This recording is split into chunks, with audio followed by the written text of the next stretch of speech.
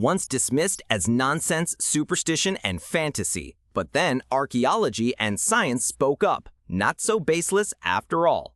Number 7. St. Francis and the Angel's Bread, not just a holiday tale. It sounds like a Christmas fairy tale. A starving saint prays deep in the woods and an angel appears, bringing him a sack of bread. That tale is tied to St. Francis, a real historical figure who lived in 13th century Italy and is revered across the Catholic world. For centuries, the story was considered a beautiful myth, symbolic, a lesson in faith and divine grace, until modern archaeologists stumbled upon a small limestone box carved with the name Francis at the very spot where he was said to have encountered the angel. Inside the box, the charred remains of bread, perfectly preserved in layers of ash and soil. Carbon dating placed the sample squarely in the time when St. Francis was alive. No one is claiming it's the actual angel's bread, but the coincidence was strong enough to make both scholars and the church take another look. Maybe the stories we once dismissed as legend weren't so far-fetched after all. Don't blink, next crazier. Number 6. Thunderbird, a myth that might have had wings. A giant bird soars across the sky, stirring thunder and storms in its wake. In Native American legend, it's called the Thunderbird, a sacred symbol of power, protection, and fear. Europeans once laughed it off, just another bedtime monster story, like dragons. But archaeology started turning up things that couldn't be ignored. Across Alaska, South Dakota, Nebraska, and even Argentina, scientists uncovered fossils of prehistoric birds like Argentavis magnificens and Teratornis, creatures with 23-foot wingspans, weighing up to 200 pounds, big enough to snatch a young deer or a sheep. Hooked talons like meat cleavers, skulls sharp and long like eagles. And crucially, they lived during the same era as early humans in the Americas, confirmed by carbon dating and sediment analysis. Now imagine, you're a Native American hunter 10,000 years ago. You see a massive bird glide across a stormy sky, casting a shadow over the plains, its wings flapping like thunder.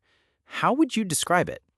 Number 5. Ouroboros, a symbol of a snake or a blueprint of the universe. A snake biting its own tail, circling endlessly like time itself. You've seen it on spiritual books, tattoo sleeves, metal band t-shirts, even in Marvel movies. Most people think it's a modern, artsy Western design. The truth? It's over 3,000 years old. The oldest known image of the Ouroboros comes from a 14th century BCE Egyptian manuscript, now kept at the British Museum in London. There, the snake encircles the sun, symbolizing eternal rebirth, death, and new beginnings. But Ouroboros didn't stop in Egypt. The Greeks later used it in alchemy, cosmology, and philosophical texts. India has Shesha, the infinite snake holding up the universe. The Norse and Chinese all had variations, all pointing to the same idea. Everything loops back to the start. A circle, a cycle, a universe with no final end. Today, experts in theology, symbolism, even theoretical physics acknowledge this. The Ouroboros isn't just a snake. It's a primal code, a symbol of how we see time, matter, life, and ourselves. Maybe we didn't invent it. Maybe we just rediscovered what our ancestors already understood. Things just got weird. Number 4. Greek myths, divine drama, or ancient sociology. At first glance, Greek myths look like ancient soap operas. Zeus cheats like an Olympic athlete, Hera takes revenge like a grad school professor, and Poseidon throws temper tantrums by wrecking the ocean. But behind the drama lies something deeper. Many mythological stories were actually the Greeks' way of recording real social issues, just in symbolic form.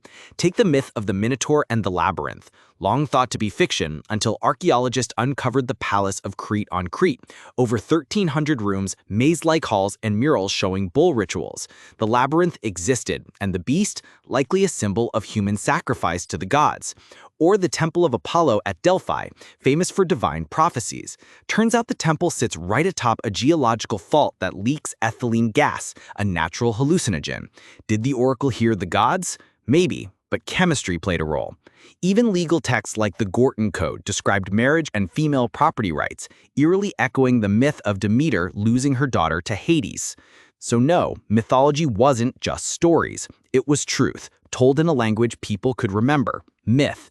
The ancient Greeks didn't write sociology textbooks. They built temples, told tales, and let the gods do the explaining. Number 3. Columbus came later. Vikings reached America 500 years before. American kids learned that Columbus discovered the New World in 1492. But if you asked the Vikings, they'd laugh and say, 1492? That's cute. In the Vinland sagas, Norse explorers described a fertile land across the ocean where they built houses, fished, cut timber, and clashed with native peoples. For centuries, most saw that as myth, or at best, some fisherman's tall tale. Until the 1960s, when archaeologist Held and Ann Ingstad discovered Lanso Meadows, a real Viking settlement in Newfoundland, Canada. They found stone and wood house foundations, iron boat rivets, bone needles, sail fasteners, and most intriguingly, butternuts, a tree that doesn't grow that far north. This meant the Vikings had journeyed farther south, explored, traded, maybe even settled, nearly 500 years before Columbus ever set sail. Columbus may have launched colonization, but he was not the first European to touch American soil. Hold on tight, we're diving into the deep stuff now. Number 2, Kraken. Turns out the monster was real. Imagine you're a sailor centuries ago. The ocean is calm, then suddenly a creature larger than your ship, covered in writhing tentacles, rises from the depths. You tell the story, and they call you crazy. For centuries, the legend of the Kraken, a sea monster said to drag ships into the abyss, was dismissed as fantasy and fear, until the giant squid, Archaeoteuthis ducks, became real.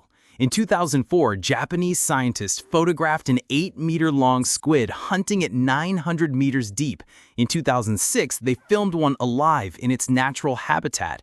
Then, in 2012, Discovery Channel captured full HD footage of a giant squid swimming in the Pacific deep.